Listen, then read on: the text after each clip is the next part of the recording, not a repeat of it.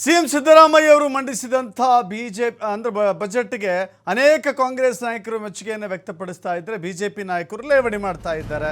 Of course ವಿರೋಧ ಪಕ್ಷ ವಿರೋಧ ಮಾಡಲೇಬೇಕು.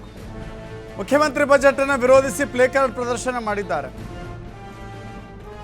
ಏನಿಲ್ಲ ಯಾವುದಕ್ಕೂ ಅನುದಾನವಿಲ್ಲ ಅಂತ ಹೇಳಿ ಪ್ಲೇ ಕಾರ್ಡ್ಗಳನ್ನು ಮಾಡಿದ್ದಾರೆ. ವಿಧಾನಸೌಧದ ಲಾಂಜ್ನಲ್ಲಿ ಈ ಪ್ಲೇ ಕಾರ್ಡ್ ಪ್ರದರ್ಶನವನ್ನು ಮಾಡಿದ್ದಾರೆ. ಒಂದು ಪ್ರಶ್ನೆ, ಬಜೆಟ್ ಮಂಡನೆಗೂ ಮುನ್ನವೇ, ಯಾಕಂದರೆ ಯಾವುದೇ ಭಿತ್ತಿಪತ್ರಗಳನ್ನು ಸಿದ್ಧಪಡಿಸಬೇಕು, ಪ್ರಿಂಟ್ ಹಾಕಬೇಕು, ಪ್ಲೇ ಕಾರ್ಡ್ಗಳನ್ನು ರೆಡಿ ಮಾಡಬೇಕು ಅಂತ ಹೇಳಿದ್ರೆ ಒಂದು ಸ್ವಲ್ಪ ಸಮಯನಾದ್ರು ಹಿಡಿಯುತ್ತೆ. ಇನ್ನು ಬಜೆಟ್ ಓದ್ತಾ ಇರುವಂಥ ಸಂದರ್ಭದಲ್ಲೇ ಇವರು ಅಡ್ವಾನ್ಸ್ ಆಗಿ ತಂದು ನಿಂತ್ಕೊಂಡಿದ್ರ, ಅಡ್ವಾನ್ಸ್ ಆಗಿ ಈ ರೀತಿ ಪ್ಲೇ ಕಾರ್ಡ್ಗಳನ್ನು ರೆಡಿ ಮಾಡಿದ್ರ ಗೊತ್ತಿಲ್ಲ. ಬಟ್ ಪ್ಲೇ ಕಾರ್ಡ್ಗಳು ಇನ್ಸ್ಟಂಟಾಗಿ ಪ್ರದರ್ಶನ ಆಗಿದ್ದಾವೆ.